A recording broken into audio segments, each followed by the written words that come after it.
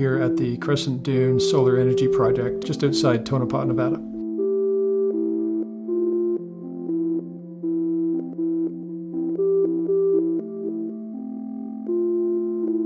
This is really the first commercial scale facility utilizing this technology. It's a solar power plant with the capability of storing energy in the form of molten salt.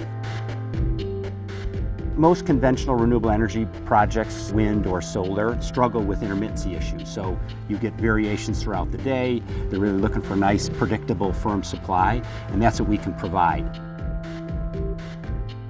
One piece, which is 80% of the plant, is just a regular steam turbine conventional power plant. It's the 20% of this plant that is different than anything in the world. We take molten salt in a tank and we pump it up to a tower. It's surrounded by a huge field of mirrors that we're standing in. Focuses the sun's energy at a heat exchanger that sits on top of the tall tower, and it heats that molten salt up from 500 degrees to over 1,000 degrees Fahrenheit.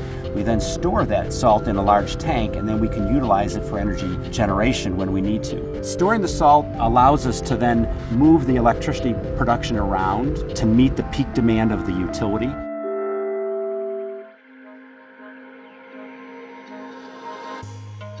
The tower behind me is surrounded by over 10,000 heliostats. The heliostats themselves are actually tracking mirrors that are computer controlled to track the sun, to deliver the concentrated energy of the sun to the top of the tower. When the heliostats are first installed in the field, they're initialized and calibrated, and then they're turned over a computer. This computer directs the heliostats where to go, what to do. So essentially the algorithm knows exactly where the sun is and to direct and concentrate its energy onto the top of the tower.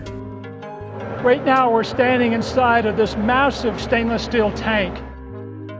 The salt that will be in there will be at 1,050 degrees Fahrenheit in a molten state. When we want to make electricity, we'll start up our pumps and pump the hot salt through heat exchangers and superheaters and make the steam to be delivered to the steam turbine to make electricity and deliver to the utility grid. This material is a very high density material that gives it the properties to store an abundance of energy. It is very easy to handle and move, can be operated at high temperatures. There's very little concern on hazardous chemicals and those kinds of things. Molten salt in this form is not a hazardous material.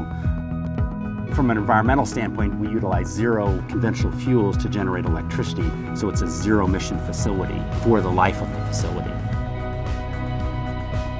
If you look at whether or not solar could provide 100% of the electricity supply at some point in the future, the answer really is yes.